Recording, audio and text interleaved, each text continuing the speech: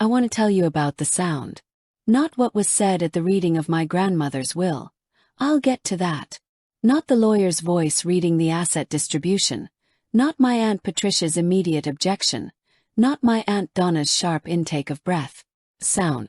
The sound that happened after the lawyer said my name and read what Grandma Ruthie had left me. It started with Aunt Patricia.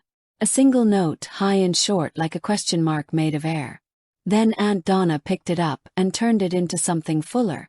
And then my Aunt Glenda, the youngest, the one who had always been the echo of whatever the other two started, let it become what it was. Laughter. Not the surprised laughter of people who find something unexpectedly funny. Not the uncomfortable laughter of people who don't know how to respond to something awkward. The laughter of people who feel superior. The laughter of people who have gotten what they wanted and are watching someone else get what they consider to be nothing, and find that disparity genuinely, uncomplicatedly amusing. My grandmother had left me a gas station. A Sunoco station on the eastern outskirts of Columbus, Ohio. 2 pumps, one of which worked. A small attached convenience store with a roof that had been leaking since 2019. A storage garage around the back that housed, as best as anyone could tell, approximately 30 years of decisions that had been deferred rather than made. My aunts got the house. A paid-off 4-bedroom in Whitehall that had been appraised at $260,000. They got my grandmother's savings account. $41,000 split 3 ways. They got her jewelry, her furniture, her good china, her sewing machine, and her 2016 Honda Accord with 42,000 miles on it. I got a gas station that hadn't turned a profit since the Obama administration. The laughter lasted about 12 seconds. Felt longer. I sat in the attorney's office on a folding chair that was slightly lower than the good chairs my aunts had gotten, and I listened to 12 seconds of my family laughing at what my grandmother had thought to give me. And I thought about Grandma Ruthie. Not what she'd given me. What she'd said to me the last time I'd seen her, 6 weeks before she passed. She'd taken my hand across her kitchen table, and she'd looked at me with the eyes of a woman who was 81 years old and had outlived 2 husbands and 1 child and several versions of herself, and she'd said, "Baby, I left you the thing that'll grow.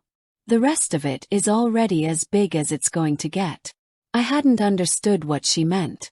Sitting in that attorney's office, listening to my aunt's laugh, I understood that understanding would have to wait. 4 years later, I sent my aunts a letter on a Tuesday morning. Aunt Patricia called me in 4 minutes. She was not laughing. Part 1. The Betrayal. My name is Destiny Calloway. I am 30 years old. I grew up in Columbus, Ohio, in a household that was shaped by the particular architecture of a family organized around a matriarch. My grandmother, Ruth Elaine Calloway, who everyone called Ruthie and who was, by any honest accounting, the most intelligent person I have ever known in my life. Not formally educated. Grandma Ruthie left school in the 10th grade to help her mother raise her younger siblings, and she never went back, and she carried that fact about herself with neither shame nor bitterness, just the matter-of-fact acknowledgement of a woman who understood that life had presented her with a certain set of conditions and that conditions were what you worked with. But intelligent in the way that some people are intelligent before intelligence gets labeled and credentialed. Observant, patient, capable of seeing what others missed, and possessed of an understanding of land and location and the relationship between where things were and what they would eventually be worth that I have come to believe was genuinely extraordinary. She had bought the gas station in 1987 for $11,000. I did not know this when she left it to me. I found it out from the deed records after the will was read, in the same spirit of investigation that I began applying to everything connected to the inheritance once the laughter in the attorney's office had clarified certain things for me about what I was going to have to do alone.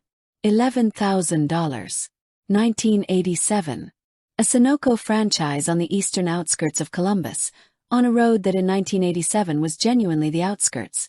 Farmland to the east, light industrial to the north, a modest residential neighborhood to the south that would not begin its significant growth until the late 1990s.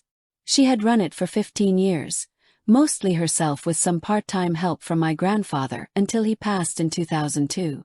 It had been, during those years, a functioning and moderately profitable small business.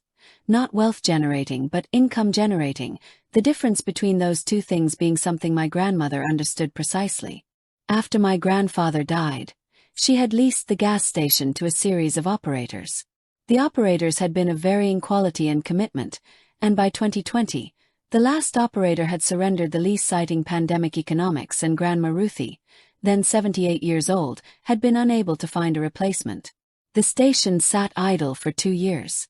The roof of the convenience store began to leak. One of the pumps failed. The property inspector she'd had out in 2021 gave her a report that my aunts, who had seen it, described to me as, basically a demolition order. This was the inheritance they were laughing at. My aunts, Patricia, Donna, and Glenda, were my mother's sisters. My mother, Sandra, had died when I was 11, a fact that had reorganized my family in ways that were complex and ongoing. Grandma Ruthie had taken me in after Sandra died, raised me through middle school and high school in her Whitehall house, seen me through community college and then Columbus State, where I'd gotten an associate's degree in business management. The relationship between me and my aunts had been cordial in the distant way that relationships are cordial when they have never been close and no one has invested in making them closer. They were my mother's sisters. I was my mother's daughter. The connection was real, but the warmth had never fully developed, and after I graduated and started working and stopped being a child who needed managing, the connection had become primarily performative.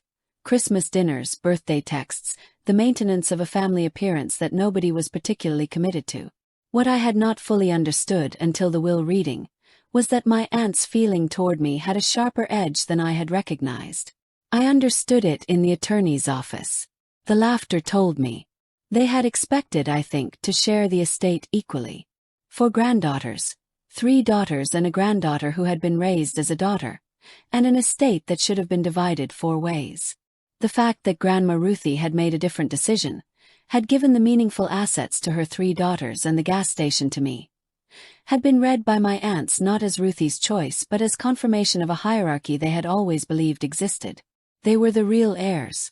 I was the charity case. The gas station was the proof. What I want you to understand is that my aunts were not stupid women. Patricia ran a hair salon, Natural Roots, in a strip mall on the east side of Columbus, that had been operating for 12 years and that was legitimately successful in the specific ecosystem of a loyal neighborhood clientele. Donna was a school administrator. Glenda worked in healthcare billing. They were capable, functional, employed adults. But they had made an error that capable people make when they look at something they don't understand. They had confused unfamiliar with worthless. They saw a broken gas station. They didn't see the land it sat on. They didn't see the road it fronted. They didn't see what Grandma Ruthie had seen in 1987, and what had not stopped being true in the intervening 35 years. I saw it eventually. But first I had to go look. Part 2. Full. The week after the will reading, I drove out to the gas station alone. It was a Tuesday morning in March, cold and gray in the specific way of Columbus in early spring, and I parked in the lot. Cracked asphalt, weeds finding their way through the seams, the particular aesthetic of a place that has been waiting, and I sat in my car for a while looking at what I had inherited. It was not impressive. The Sunoco signage had faded to a pale imitation of its original red and blue. The convenience store windows had paper covering them from the inside. The storage garage had a padlock on it that had rusted in the closed position. The working pump had a hand-lettered sign on it that said out of order, which meant both pumps were now non-functional, which meant the station was not a gas station in any operational sense but simply a piece of land with a broken building on it. I got out of the car. I walked the property. It was not large. The lot was approximately 3/4 of an acre, with frontage on the main road of about 150 feet. The convenience store was about 1,200 square feet. The storage garage was maybe 800. There was a small parking area on the side that had once accommodated maybe 12 cars. I walked the perimeter. I stood on the road frontage and looked east and looked west. About a 1/4 mile, a new residential development that had been built in 2021. A subdivision of single-family homes, maybe 200 units, the kind of development that generates daily traffic from residents who need gas and coffee and the small daily purchases of convenience retail. West. About a 1/2 mile, a commercial intersection that was, I could see even from this distance, in the early stages of significant development. New construction. Hotel framework. What looked like the steel bones of a retail strip. I stood on the road frontage and turned around slowly. Then I took out my phone and opened the Franklin County Auditor's Property Records portal, which I knew about because I had taken a real estate elective in my business program and the instructor had made us use it for an assignment. I typed in the address. The property record came up. I read the assessed value. Then I read it again. The county had assessed the property at $412,000. $412,000. For a broken gas station on 3/4 of an acre. I stood on that cracked asphalt in the March cold and I thought about Grandma Ruthie at her kitchen table. I left you the thing that'll grow. I had been looking at the building. She had left me the land. I drove home and called the only person I knew who might be able to tell me what to do next. A woman named Audra James, who had been my business management instructor at Columbus State and who had, during the 2 years I'd studied with her, treated me with the specific attention of a teacher who sees something in a student and decides to cultivate it. Audra was 63, semi-retired, and picked up on the second ring. I told her what I had. She was quiet for a moment. "What's the traffic count on that road?" she said. I didn't know. "Find out," she said. "And pull the zoning record. And the development plans for that intersection to the west. Call me back when you have all three." Found out all three. The traffic count on the road was 14,000 vehicles per day. Not a highway, but significant for a secondary arterial. The zoning was C2 commercial, which permitted gas station, retail, restaurant, and service business uses. The development plans for the western intersection, available through the Columbus Planning Department's public portal, showed a mixed-use development approved in 2021 that included a grocery anchor, a hotel, and 12 inline retail spaces. Projected completion.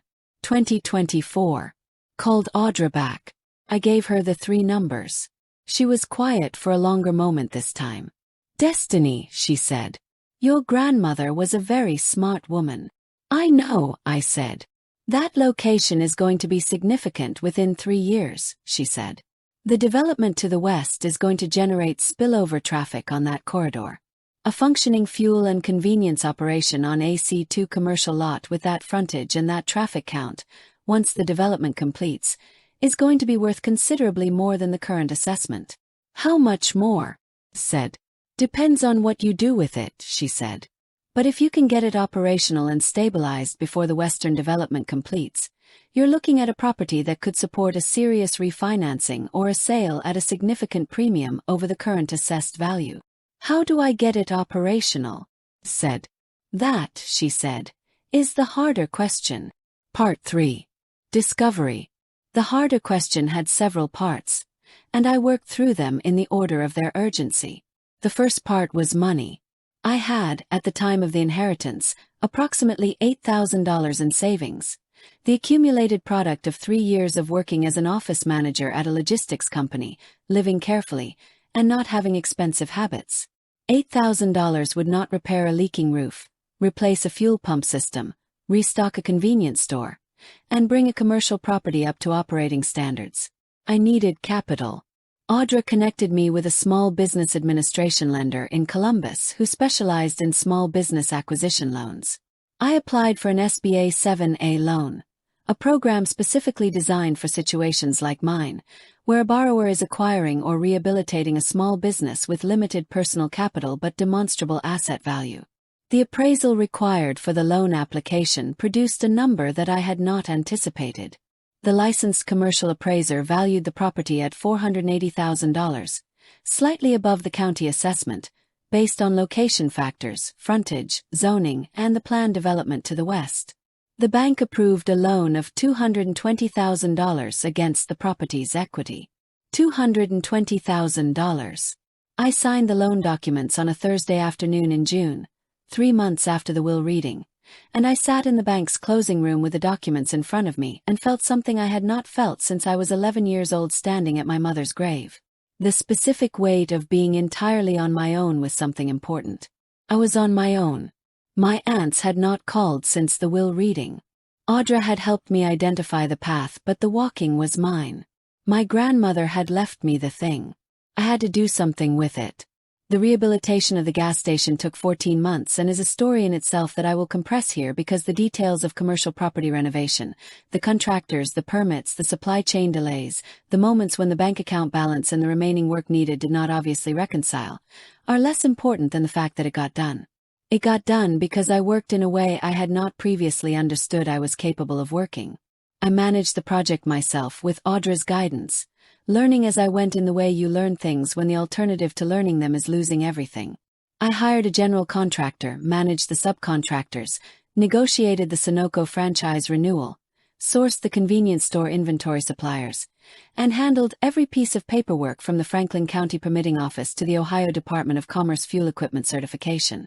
The station reopened in August of 2023, 14 months after I'd taken possession. 2 pumps both working. The convenience store restocked and remodeled to the degree my budget allowed, which was not extensive but was clean and organized and better than anything that had been there before.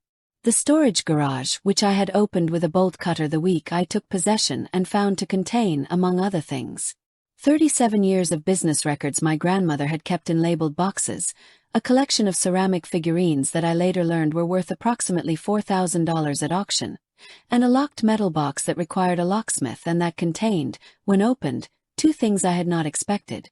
The first was $11,000 in cash, bundled in bank-wrap stacks, which I later confirmed through the bank records I found in the labeled boxes was the original purchase price my grandmother had paid for the property in 1987. She had kept it.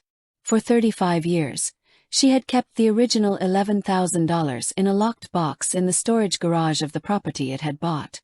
I do not know exactly why. Have my theories. I think she kept it as a reminder of what the beginning looked like. As evidence, private and preserved, that the distance between $11,000 and whatever the property eventually became was a distance that could be traveled. I think she kept it the way certain people keep the first dollar their business earned, not for its monetary value but for what it represents about origin and possibility and the distance between them. I deposited it, paid 2 months of loan servicing. The second thing in the locked box was a document, a land covenant.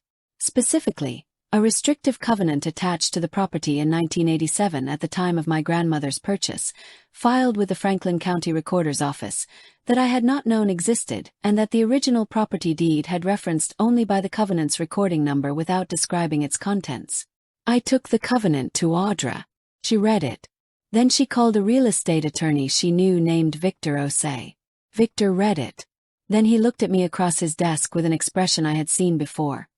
The expression of someone who has just found something in a document that changes the value of everything around it. Miss Calloway, he said, are you aware of what this covenant requires of the adjacent property owner? I was not. He explained it. The covenant, filed in 1987 by the original seller of the gas station property, had been a condition of the sale. It required that the adjacent commercial parcel, the property immediately to the north of the gas station lot, provide a minimum of 20 feet of shared access easement along its eastern boundary for a period of 50 years from the date of recording. 50 years from 1987. The covenant ran until 2037. The adjacent commercial parcel to the north had been, in 1987, a gravel lot used for equipment storage. It was now, I pulled the auditor records the day after Victor's explanation, a 12-unit commercial strip mall that had been developed in 2018, fully occupied, generating significant rental income for its owner. The eastern boundary of that strip mall was where the covenant required 20 feet of shared access easement. The current owner of the strip mall had built a parking configuration that did not leave 20 feet of clear easement along that boundary. The covenant was being violated by the current strip mall owner, on a covenant that ran for another 14 years. Victor explained, in the careful language of a real estate attorney explaining leverage without using the word leverage. A covenant violation of this nature, if brought to the attention of a court, would require the violating property owner to remedy the violation, which could mean restructuring the parking configuration, which is expensive and disruptive, or negotiating with the covenant holder for a release of the covenant obligation.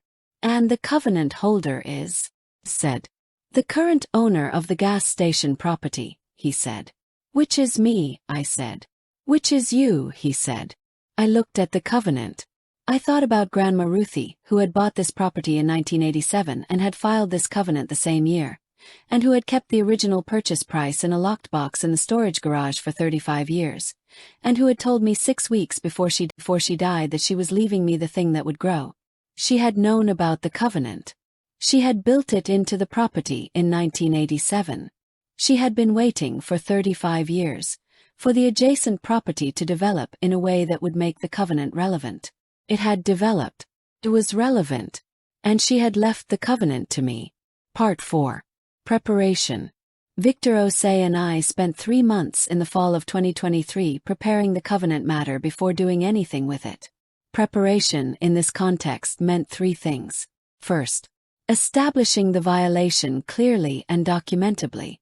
Victor commissioned a survey of the adjacent property's eastern boundary and the existing parking configuration.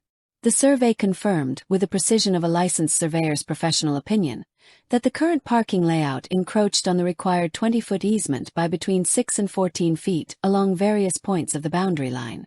The violation was real, documented, and professionally certified. Second, researching the strip mall's ownership and financial situation. The property was owned by a limited liability company registered in Ohio, a common commercial ownership structure, whose sole member was a man named Douglas Pratt. Douglas Pratt was, I discovered through Victor's research and through the Franklin County Auditor's records, a commercial real estate investor with several properties in the Columbus area, a mortgage on the strip mall property that had been refinanced in 2021, and a tenant base that included 12 businesses, one of which had been operating in Suite 7 since 2018. Suite 7 of Douglas Pratt's strip mall. Natural Roots Hair Salon. Aunt Patricia's salon. I want to describe the moment I found this out because I want to be accurate about what I felt. I was at my kitchen table with my laptop, going through the strip mall's tenant records that Victor had obtained through a public records request, and I saw the business name and I stopped scrolling and I looked at the screen for a moment. Natural Roots Hair Salon. Suite 7. Lease commenced January 2018. Current monthly rent. $3,200. My Aunt Patricia had been paying $3,200 a month to rent space in the building whose owner was currently violating a covenant on my property. Closed the laptop. I sat at my kitchen table. I did not feel triumphant. I want to be clear about that because I think people expect a triumphant feeling at moments like this, and what I actually felt was something quieter and more complicated.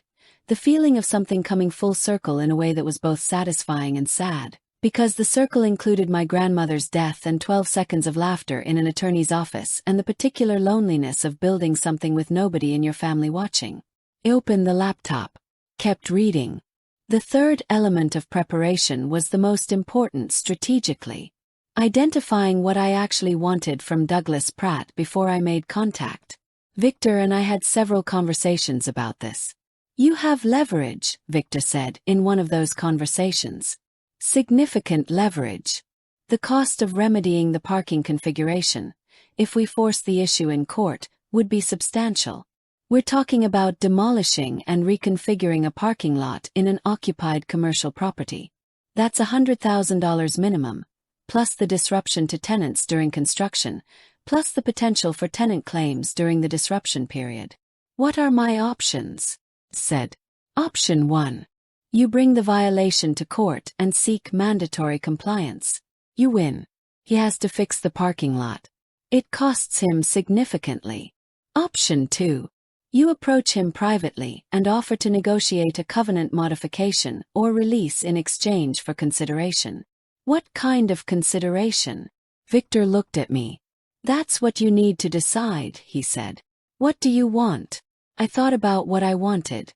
I thought about the gas station, now operational, now generating cash flow, now an asset that was appreciating as the Western development moved toward completion. I thought about what Audra had said. A property that could support a serious refinancing or a sale at a significant premium. I thought about what Grandma Ruthie had said. The thing that'll grow. I want the adjacent property, I said. Victor was quiet. You want to buy the strip mall, he said. I want to be in a position where buying it is possible, I said. I want to approach Douglas Pratt not just as someone holding a covenant violation over him, but as someone offering him a way out of the violation that is also a sale. You want to use the covenant as the opening of a purchase negotiation, Victor said. Yes, I said. He thought about it. That's a sophisticated play, he said. My grandmother was a sophisticated woman, I said. He smiled. Let's build the offer, he said. Part 5. Letter. The letter went out on a Tuesday morning in February of 2024. Not just one letter. 2 letters. The first letter was from Victor Osei's office to Douglas Pratt's registered agent, formally notifying Mr. Pratt of the covenant recorded in 1987, the documented violation of its easement requirements, and the covenant holder's intent to seek judicial enforcement of the covenant terms unless a resolution could be reached within 30 days. The second letter was from me personally to Douglas Pratt, separate from the legal notice, expressing my interest in discussing the potential acquisition of the strip mall property as an alternative to the covenant enforcement proceeding. Victor had advised against the second letter. He felt it showed our hand. I sent it anyway. Because I was not interested in a protracted legal fight over a parking lot.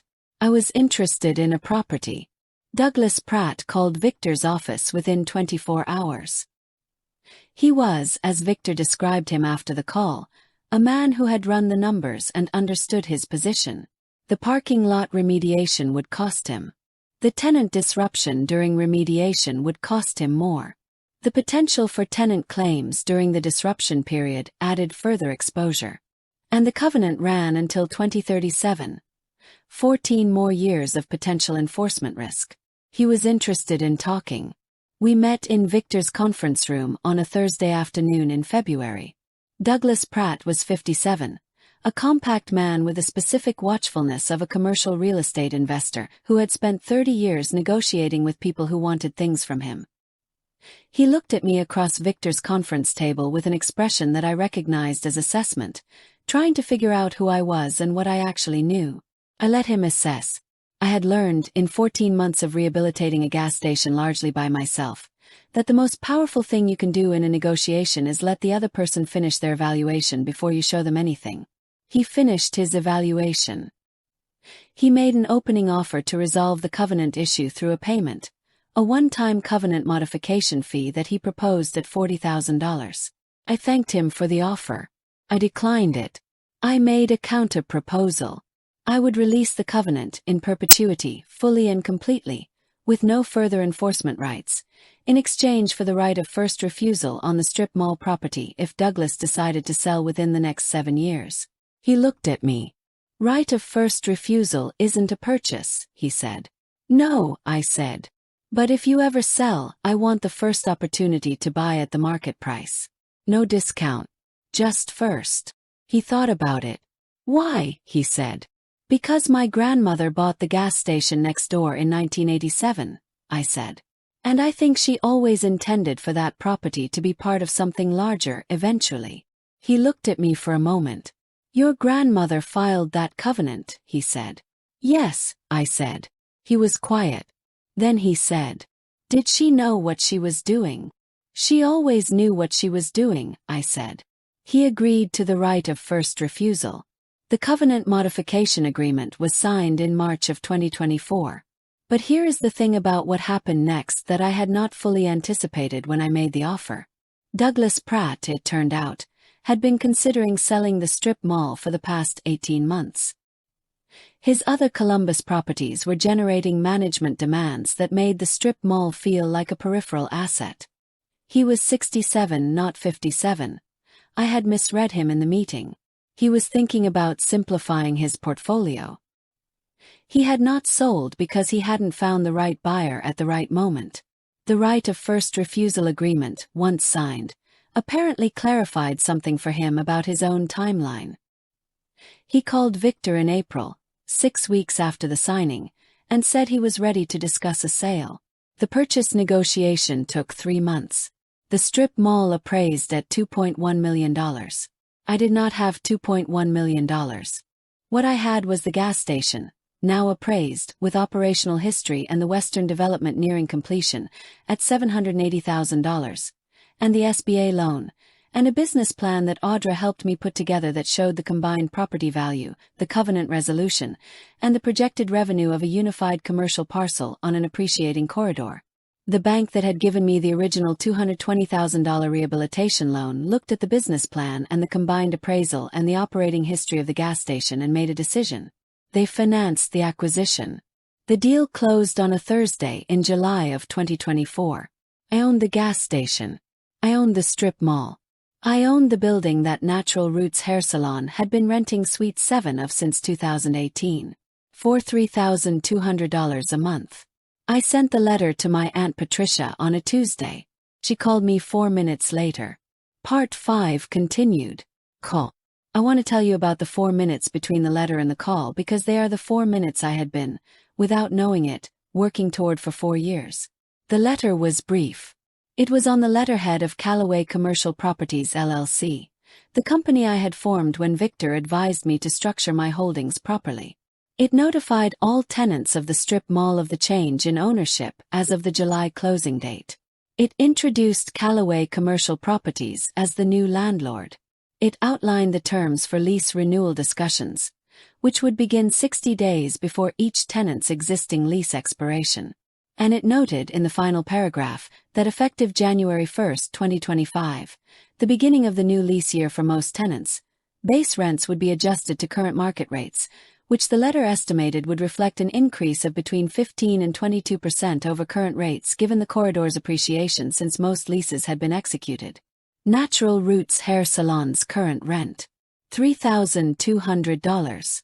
Market rate adjustment, approximately $3,800 to $3,900 per month. The letter was signed.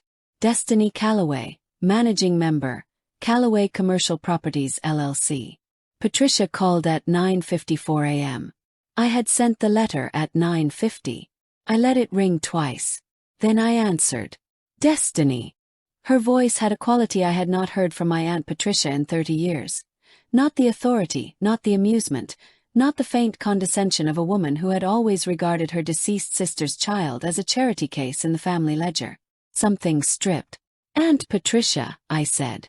This letter, she said. Is this your building? Yes, I said. Silence. Since when? The closing was July, I said. I've owned the gas station since 2022. Grandma left it to me. Another silence. The gas station is next door, she said slowly. Yes, I said. You bought, she stopped. I could hear her assembling the picture. The gas station. The strip mall. The letter on Callaway Commercial Properties letterhead. You bought the whole strip mall. Yes, I said. Destiny. Her voice had changed again. The stripped quality was still there, but something else had entered it. Something I took a moment to identify. Shame. Not performed shame. Real shame. The shame of a woman who is hearing a fact that reorganizes the meaning of something she did 4 years ago in an attorney's office on a Tuesday morning in March. The will reading, she said, was not quite a question. Yes, I said. She was quiet for a long moment. We laughed, she said. Yes, I said. You did. Destiny, she stopped. Started again. I didn't understand what your grandmother left you. None of us did. I know, I said. Did she tell you? Patricia said. Did she know what it was worth? I thought about Grandma Ruthie at her kitchen table. I left you the thing that'll grow. Yes, I said. She knew. Patricia was quiet for a long time. I want you to know, she said finally, that the rent increase is, we can make it work. Natural Roots has been doing well. We can make it work. I know you can, I said. And Destiny. Yes. A pause long enough that I thought for a moment she might not say what she was working toward. I'm sorry, she said. About the will reading. About the laughing. I'm sorry. I thought about 12 seconds of laughter. I thought about Grandma Ruthie's kitchen table. I thought about $11,000 in a locked box in a storage garage and 35 years of patience, and a covenant filed in 1987 that had been waiting for the right moment for 35 years. I know, Aunt Patricia, I said. Thank you for saying it. Part 6. The final consequence. The rent increase took effect in January of 2025. Every tenant in the strip mall received the adjusted rate, which was applied uniformly and at the lower end of the market adjustment range. I set the increases at 15% rather than 22%, because I was running a business, not delivering a verdict, and because good landlords maintain occupancy and good tenants stay when they're treated fairly. Natural Roots Hair Salon renewed its lease. Aunt Patricia and I had a conversation. A real one, longer and harder and more honest than anything we'd said to each other in the 4 years since the will reading. And at the end of it we were not repaired in the full sense of the word, but we were something we hadn't been before.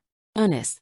In the same room, talking about real things, without the comfortable distance that condescension and avoidance had maintained between us.